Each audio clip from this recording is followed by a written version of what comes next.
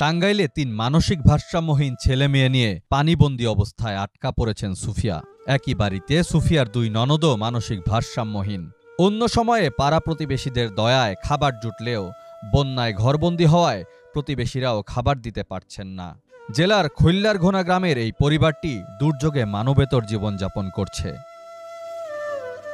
বছর ২ আগে হৃদরোগে আক্রান্ত হয়ে মারা যান সুফিয়ার স্বামী দিনমজুর হালিম। রেখে যান মানসিক ভারসাম্যহীন ১ ছেলে ও ২ মেয়ে আর ২ বোন। আর সম্পদ বলতে আছে কেবল বাড়িটাই। দোচালা একটি টিনের ঘর থাকলেও ঘরে ২-১টি পাতিল, প্লেট, গ্লাস ছাড়া কিছুই নেই। সেখানেই ৩ প্রতিবন্ধী ছেলেমেয়ে নিয়ে বসবাস সুফিয়ার। সুফিয়া নিজেও মানসিক প্রতিবন্ধী। তবে প্রতিবন্ধী হলেও ৩ সন্তান রেখে কোথাও যাননি তিনি। সন্তানদের আগলে রেখেছেন মায়ের মমতায়। অন্যের বাড়ি থেকে খাবার এনে খাওয়ান সন্তানদের। কিন্তু গত ৭ দিন ধরে বাড়িতে উঠেছে বন্যার পানি। চারদিকে পানি থাকায় প্রতিবেশীরাও আসতে পারছেন না। ফলে পানযোগ্য পানি ও খাবারের তীব্র সংকটে পড়েছে অসহায় পরিবারটি।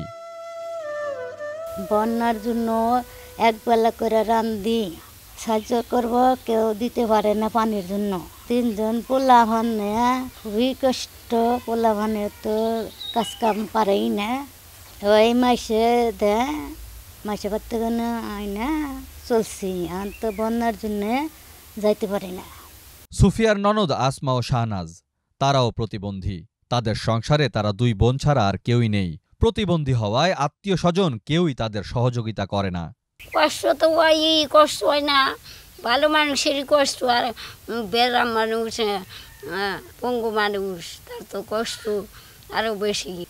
রান্না বাড়ি খের দিব, খেরা দোকাই না দিব, দোকাই দিব না, মানুষ রান্না কোনো মাও নাই, বাপ নাই। গ্রামের সবাই চাইলেও পানিবন্দী হওয়ায় তাদের জন্য সাহায্য করতে পারছেন না। তারা এতদিন সহায়তা করলেও এখন ওই বাড়ির সাথে যোগাযোগ বিচ্ছিন্ন রয়েছে। পরিবারটির জন্য পুনর্বাসন সহ মানবিক সহায়তা কামনা করছেন এলাকাবাসী। এরকম কাছে এলে বেড়ায় কাছে দেয়, তাই খায়, না খেয়ে থাকে। কিটা কি করবো, তো কামাই নাই, খেত খোলা নাই, কিছু নাই।